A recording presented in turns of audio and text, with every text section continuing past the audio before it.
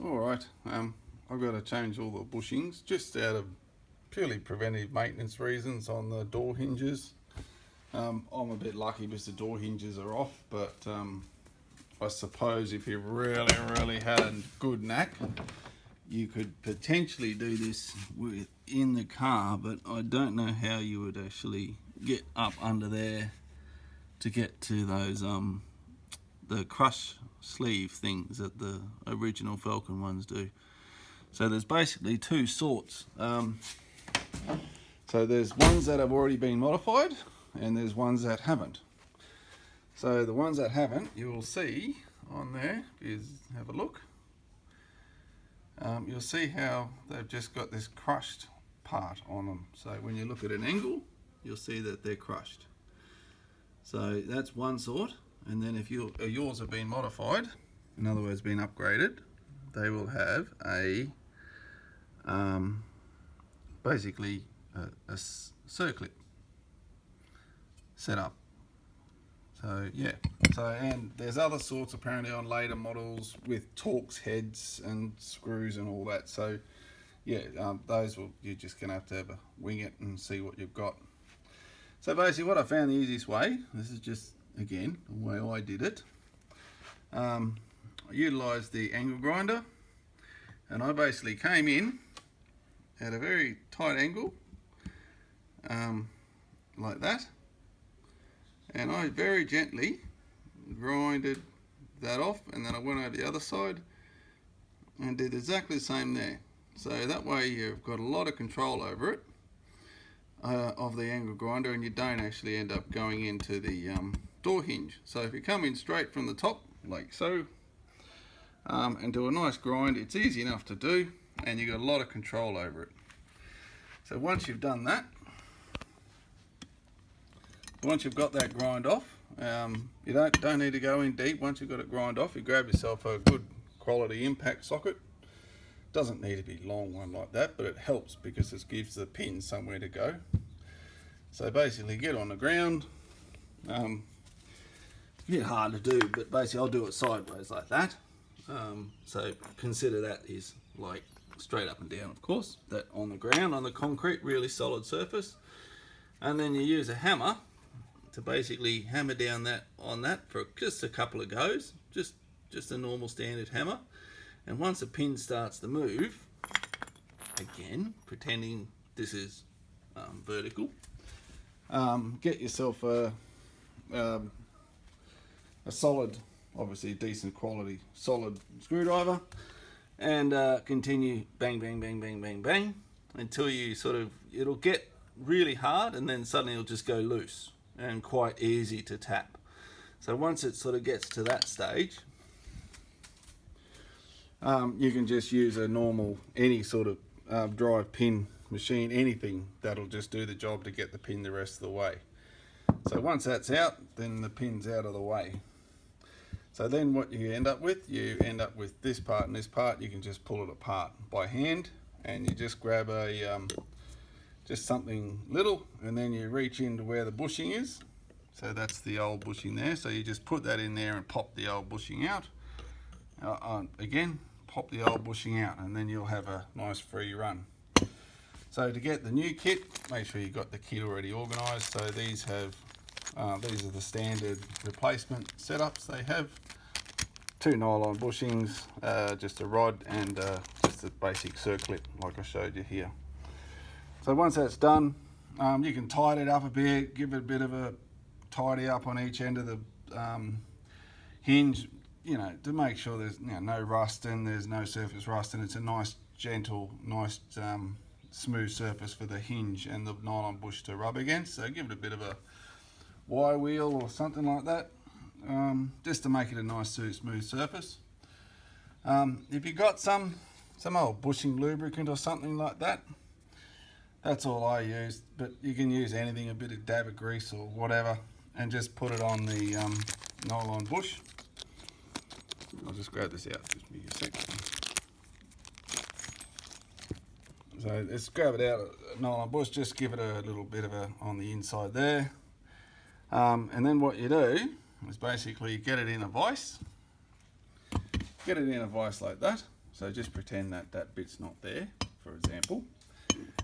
Get it in the vise and utilize, and then get the nylon bush.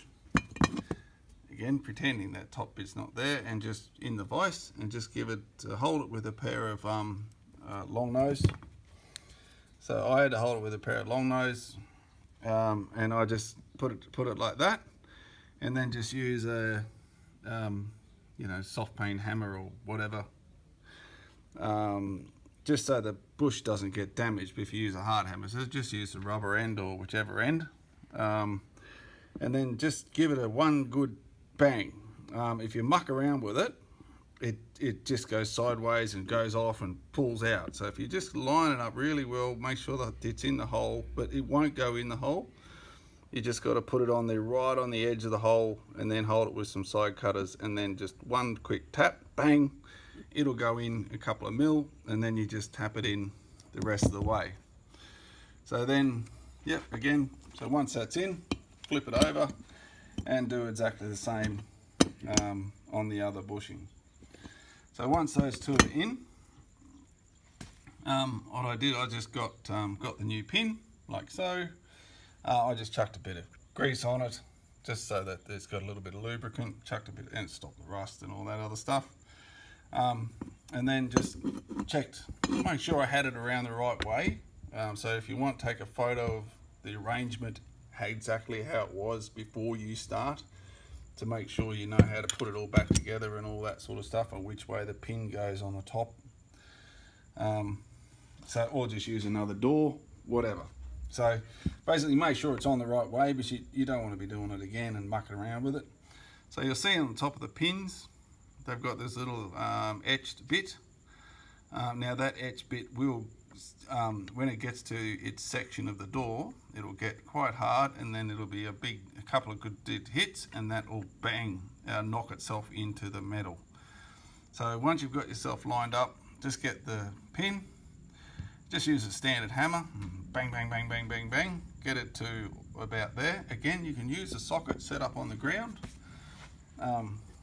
So that's the same as what I did before. So pretending this is vertical again. So pin goes in, and then when you're just right on the end, you're going to give it a good couple of solid hits. Before you give it the solid hits, make sure that the pin is coming out nice and even. Make sure it's coming out in the right spot, and you can see the pin clearly through the hole before you go and give it a good bash. So line it up with your socket, get it like that, and then go bang bang, and she'll go in and sit solid in there like so. So once that's done, yeah, grab your little circlip, yeah, put your circlip on like you always do, and then just get a pair of long nose pliers, and yeah, like bang, clip the circlip through, and you're done, and you end up with that. So you end up with a nice new bushing on the top, nice new bushings here and there, and you end up with the circlip down the bottom, and job is done. So the only thing is, the problem is if that's with them removed. If you might be able to get away with removing one at a time and then not needing to align the door back up, but don't take them both off at once unless you're doing a refurb, which I am doing. It is difficult. Like, there is no room. If you look here, you're going to have to take the guard off to get to those bolts back there if you're going to take the hinge off. You know, like I said, if you've got one of those really small grinders, the air grinders, you might be able to get it under in there, and I dare say that's what people do, and I dare say you'd have to take that bolt out here to get it out of the way. So that's probably fine, but then you've got electric windows and all sorts of stuff that might be in the way. So yeah, you might be easier just taking the guard off. They're not hard to do. There's bolts there, a couple down the bottom under here on the guards, a couple at the front on the spoiler. A little bit of work, don't get me wrong, but then you've got electric aerials and all sorts of stuff, so that could be a pain. So anyway, at the end of the day, it's up to you what you end up doing. But these doors can be difficult to align.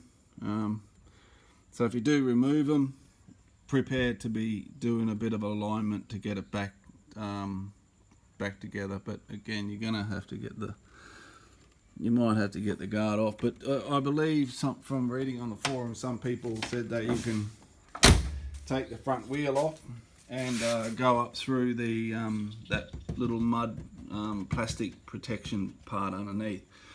And if you've got the right little sockets or mini sockets or ratchet spanners, you should be able to get to those bolts up in here. So if you can get to them, go for your life. I would try wheel first, try the plastic, remove the plastic, try and get up in there with a ratchet spanner and take the one off. The other side's easy. You can see the bolts there and there.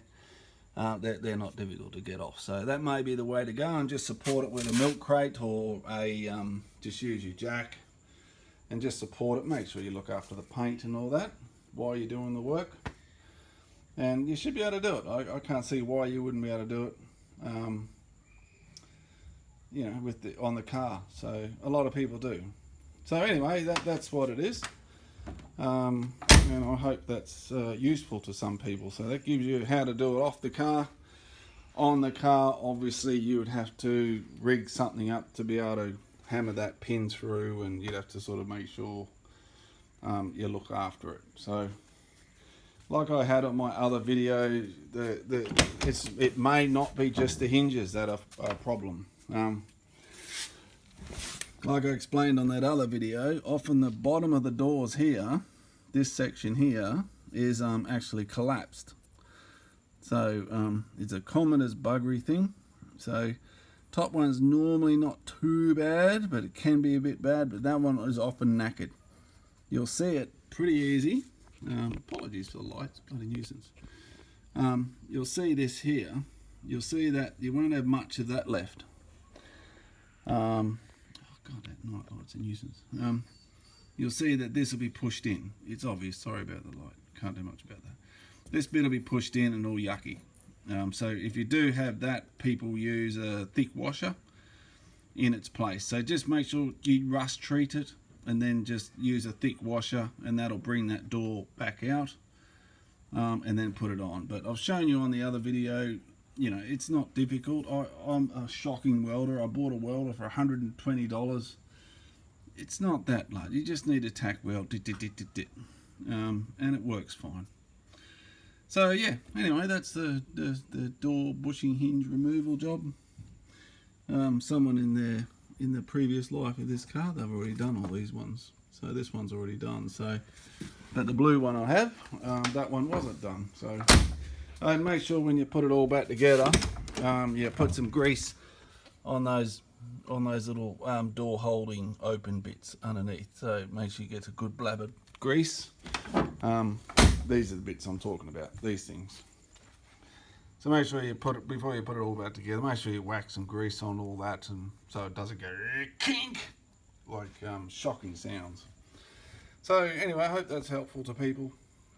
So I've only got I've done 7 to go. 1, 2, 3, 4, 5, 6, 7, 8, yeah. 7 to go. So I reckon I'll be done in an hour. So give or take. No worries. Thank you.